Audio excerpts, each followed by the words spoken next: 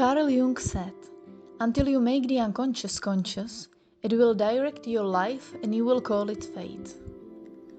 In Jungian psychology, the shadow represents the part of ourselves we choose to hide, suppress or deny, but what is still influencing, mostly negatively, our life. underWorld was a training course co-funded by European Union. We focused on exploring and working with the shadow in a context of youth work and personal development. Let's take a closer look at what we did and how you can start working with your own shadow too.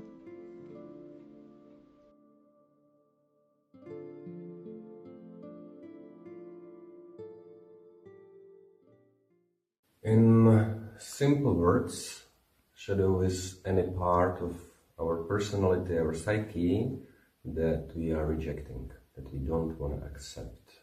It can be some sort of characteristic of type of behavior, for example, aggressivity or jealousy, which we are conditioned to believe that we should not be this, we should not behave like this, so we are suppressing it in ourselves.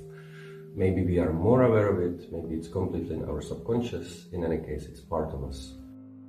It's popping out, usually in the least fortunate situation, in the partners argue, in the business meeting, in dreams, and it will keep getting out like this until we are going to integrate it, until we are going to accept it. So the process of individuation is basically recognizing the shadow, befriending the shadow, embracing the shadow, being happy that it's part of our being. Because the thing about every human characteristic is that it's serving a purpose.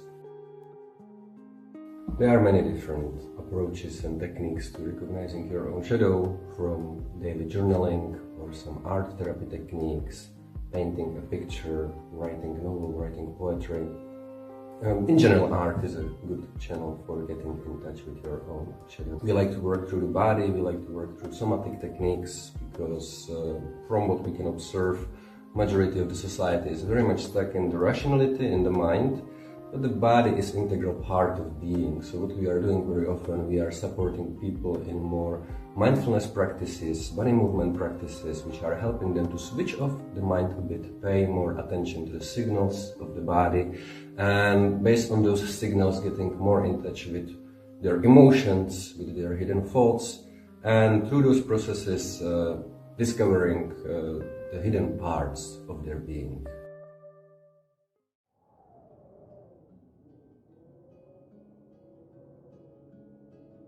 Another practice we used is the authentic movement. It's a practice that it's inviting the participants to move accordingly to what they are sensing at the moment.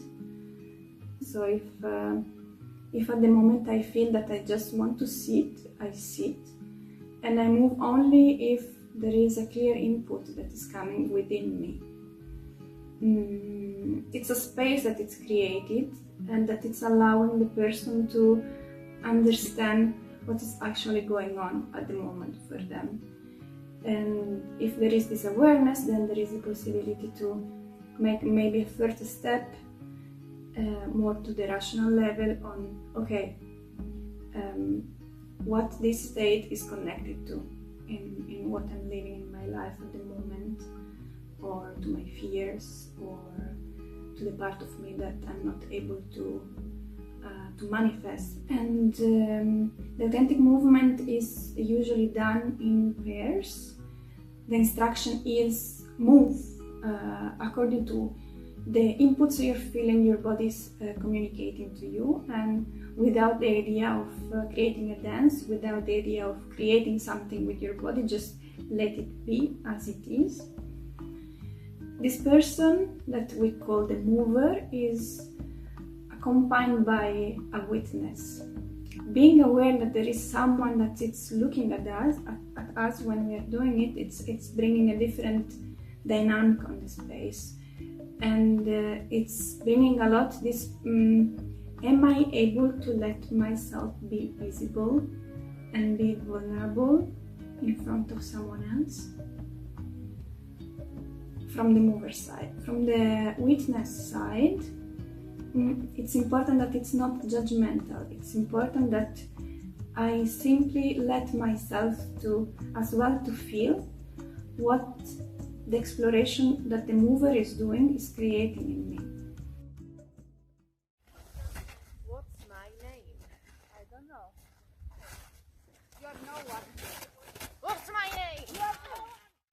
Hugging the dragon or embracing the dragon is an activity I have devised some years ago. I'm working with the metaphor of shadow or part of the shadow being seen as a dragon, as some sort of beast that is living inside of me, and this beast is on a leash, but it doesn't like to be on the leash, so it's acting out in the least fortunate moment, and it's in a way acting like this angry dog. This is happening because we are not friends with the dog, we are not treating the dog nice. So if the dragon is metaphor for my aggressivity, this is happening because I didn't befriend my aggressivity, because I didn't learn to use it in the healthy way. Now talking about the activity itself, it's a gamified activity. There are some people who are representing the dragon, and all players, participants are tasked to fight the dragons. Usually we are using LARP weapons for this, or some soft weapons. Usually it goes in a way that the player attack the dragon. What the player doesn't know, that the dragon is basically immortal, they cannot defeat them, so sooner or later the player is losing.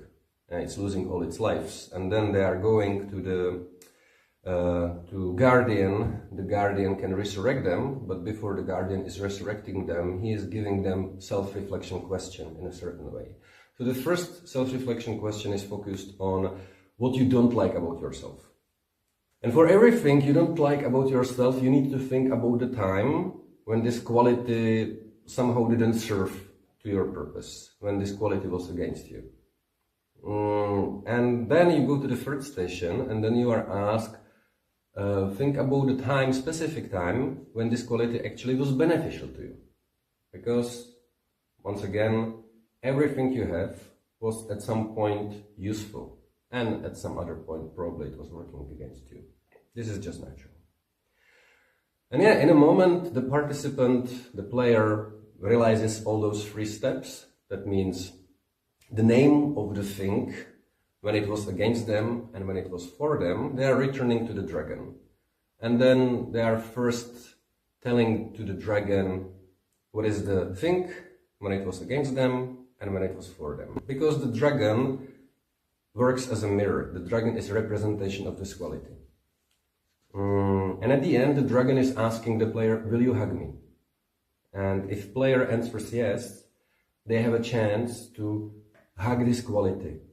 This is a very important moment, because through the hug, we are activating the nervous system. We are speaking directly to the subconscious. And the player can integrate this friendship with the quality in a much deeper way than just on the rational level.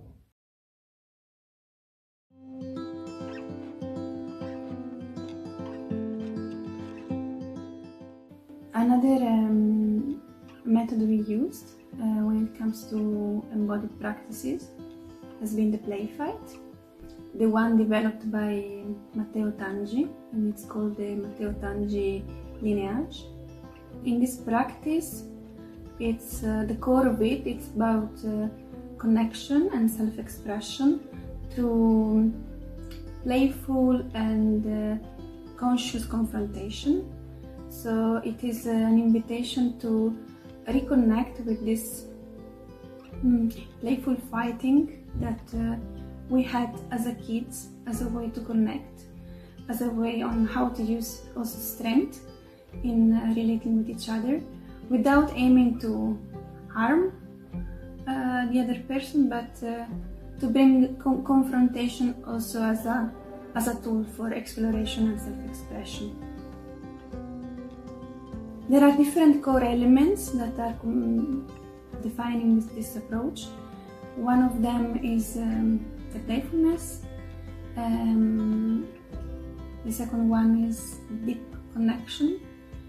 Connection with yourself first, and connection with the person you are play fighting with. Another element that is very important is the wisdom of the circle, how it's called. In all this process, the circle has a very important role, that it's holding the space. And this brings us to the final element, that it's our inner warriors. So in this process, we are all warriors, but companions to each other, not with the intent to fight against, but with the intent to fight with, and supporting also someone else in this playful fight to express themselves and explore. What is very interesting and very powerful in the play fight approach is exactly this part of the playfulness. And it's because when we bring the playfulness in the environment, and in this case in the learning environment, we are creating space to relate differently. We are in a way more receptive, more awake, and more authentic. And it's also very interesting because it's bringing us to rediscover a state of being that we were used to when we were kids, that it's still very common in puppies, in the animal and in the natural world, but somehow we lose it the moment we grow up and we enter in the adult life. There are 4 important rituals that are performed before, during and after a play fight encounter. The first ritual is the ritual of the invitation. Whoever wants and feel at that moment to enter in a play fight match, they go in the middle of the circle, and they can either make a direct invitation asking to a specific person from the circle to play fight with them, or they can make an open invitation and ask in general who in the circle at that moment is willing to join them. This point is exchange before we focus. So basically, I have no physical injuries, so nothing to be worried about. But let's say I really don't feel like I want to touch my left ankle, so don't touch my ankle. Okay. And maybe within this, I would be curious to research topic of gentleness. The second ritual is the ritual of the encounter. They take a moment to connect with themselves and with the person in front of them. And when both of them are ready, the ending of the encounter ritual, that it's also the starting point of the play fight, it's a moment when they bump the fists together and they say play fight. Usually the play fight match, it's going from 3 to 5 minutes. When the time is over, it's the space for the third ritual, that is the ritual of appreciation. Both of the people that had the play fight together are invited to share what did they appreciate about the other person during the play fight. When this part is done, the 2 people are turning and sitting back, facing the circle around them, and this is the moment of the final and 4th ritual, that is the ritual of feedback or integration, and it's the space given to the people in the circle to share how did they perceive themselves during witnessing the play fight. So it's not a space to say what was nice or what was bad, or express through judgment, but it's more a space to share what did they felt within them while witnessing the play fight session.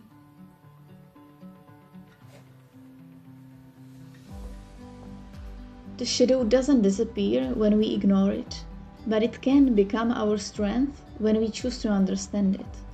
And what we take from it, we carry forward into the world.